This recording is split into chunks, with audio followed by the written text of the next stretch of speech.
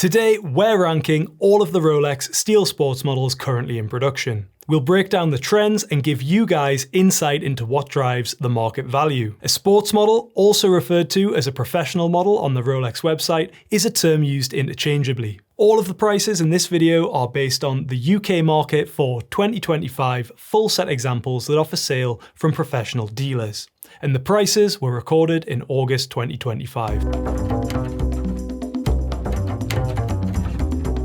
First, let's take a look at the D tier. These watches sell for under their retail price. Starting off with the black dial Deepsea, one of the most heavy-duty Rolex sports models. It's actually quite hard to find a 2025 pre-owned example in the market, but the few that are for sale are around 10% less than the RRP of $12,500.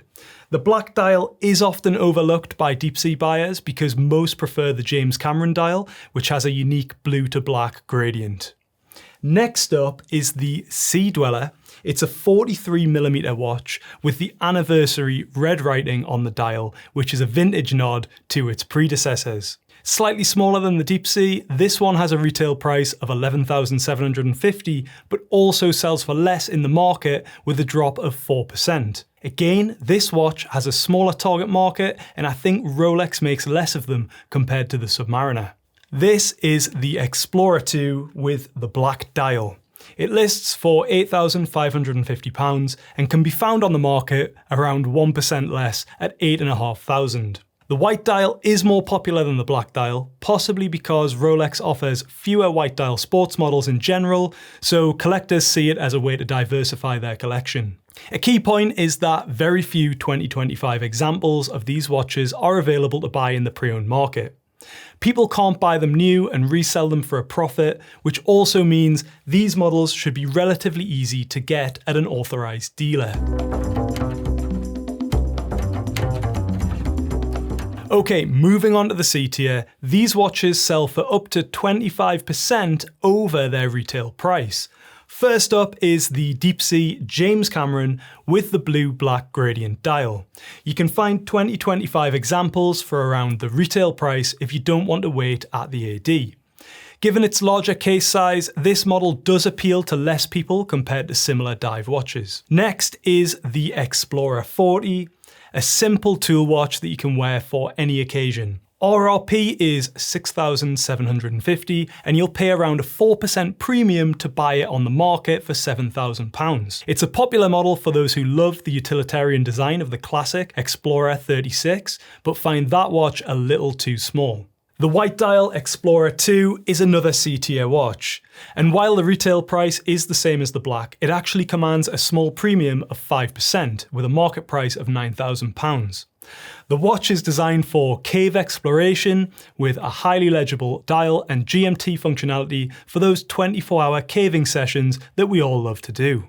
Onto the Air King, which is a bit of a Marmite watch in the Rolex lineup. The dial is quite different from anything else, but for those who like it, you can pick one up straight away in the market for a small premium of around 6% over the RRP. The Explorer 36 is an understated, no-frills sports model with a retail price of £6,400. There aren't many 2025 examples in the UK market, but you can expect to pay around 10% over list for an unworn 2025. I think the Rolex Explorer 36 buyer tends to be a watch enthusiast and isn't buying this watch to flip for a profit.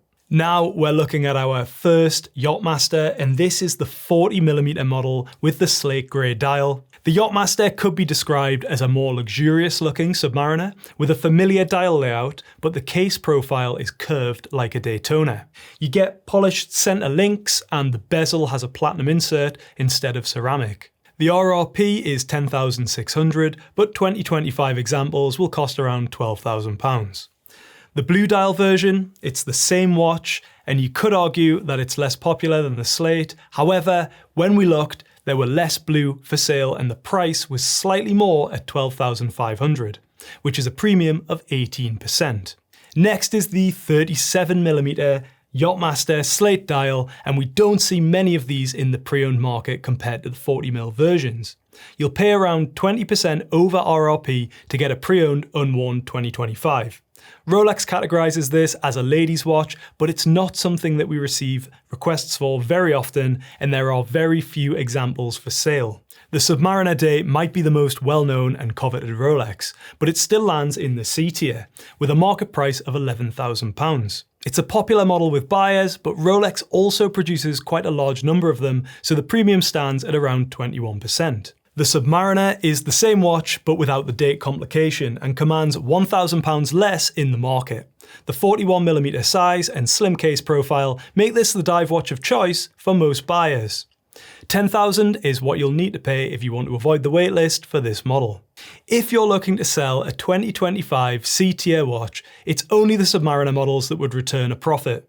The good news is that you can find most of these watches close to retail price for a 2025 example, and less if you're happy with a 2023 or 2024 watch. Before we move on to the B tier, if you're enjoying this video, I'd appreciate it if you give it a like and consider subscribing.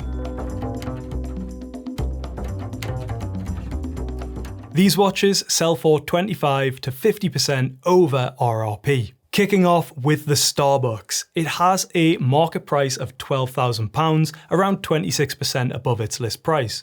It's a popular choice but hasn't quite reached the bar set by its discontinued predecessor with the green dial known as the Hulk.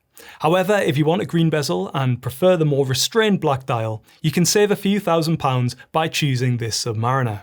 The first GMT-Master II on the board is the Sprite, with the black and green bezel on the Oyster bracelet. The Sprite released in 2022 with the unexpected left-hand crown, and every year since its release there's been speculation that it will be a short production run. It's still being manufactured in 2025 and has an RRP of $9,900 with a market price of $13,000, which has come down from around $14,000 at the start of 2025. Also on the Oyster is the black and blue bezel Batman GMT, which also sells for $13,000, but the retail price is a little lower at $9,450, so the market premium is slightly higher at 38%.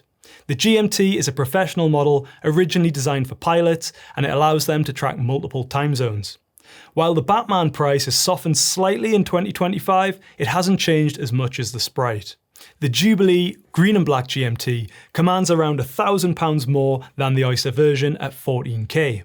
The buyer preference for the Jubilee bracelet is a trend that you'll see throughout the Rolex sports model lineup. Not all steel sports models can be configured with the Jubilee, which makes it more desirable for collectors. The next watch is nicknamed the Batgirl, and it's the black and blue bezel with the Jubilee bracelet, which again commands £1,000 more than the Batman with the Oyster strap. So the B tier is dominated by the GMT-Master II model, with the exception of the green bezel Submariner. These are all popular watches that are hard to buy from Rolex directly without a strong spend history and a lot of patience. Because people can still make a profit from buying them to sell on in the market, you'll actually find a lot more unworn 2025 examples available for sale. So if you want to skip the waitlist and buy one of these watches, make sure to shop around and negotiate to get the best price. Moving on to the A tier, these watches sell for between 50 and 75% above their RRP. The black and grey bezel GMT is known as the Bruce Wayne, and this one is on the Oyster bracelet. With a retail price of $9,450 and a market price just over $14,000, you're looking at a premium of around 51%. Now the same watch on the Jubilee commands around £15,500 in the market with a 61% premium. Launching in 2024, it's the newest GMT colour from Rolex, and buyers are willing to pay to have the latest model on their wrist. Our first Daytona, and this one has a black dial. You'll pay a 69% premium to get your hands on an unworn 2025 example, but this watch is very difficult to purchase brand new. If you only want a steel Daytona and don't want to build a collection beforehand via a Rolex AD, it'll almost certainly work out less expensive to purchase the watch in the market. Finally, moving on to the S tier. These watches sell for more than 75% over their retail price. It has a red and blue bezel, and it's none other than the Pepsi on the Oyster bracelet, with a market price of $17,000. An 80% premium over its retail price gives it S-tier credentials, and anyone who's tried to get one of these at retail price knows exactly how difficult it is. Next up is the GMT that everybody wants on the Jubilee bracelet, and this one is £1,000 more than the Oyster. Is it worth 5k more than the Batman for a red and blue bezel? Let me know in the comments. You guessed it, and here it is, the Panda Daytona. It's a chronograph watch made for motorsport and has a premium of around 91%. This places it at the top of the rankings with a market price of around £26,000. Like the Pepsi, this model is reserved for the best clients at the Rolex ADs, so if you want to skip the line, you'll have to pay the market price. I think Rolex limits production on these watches to keep them exclusive and rare, which appeals to their top customers. Remember that this tier list only reflects the market value of these watches, which comes from supply and demand. Let me know which watches you think are overrated or underrated in the comments. If you would like to buy, sell, or part exchange any of these watches, you can do that over at watchtrader.co.uk, or feel free to get in touch and speak to the team. If you enjoyed this video and would like to see more, check out some of the suggested videos on screen. Thanks for watching, and we'll see you in the next one.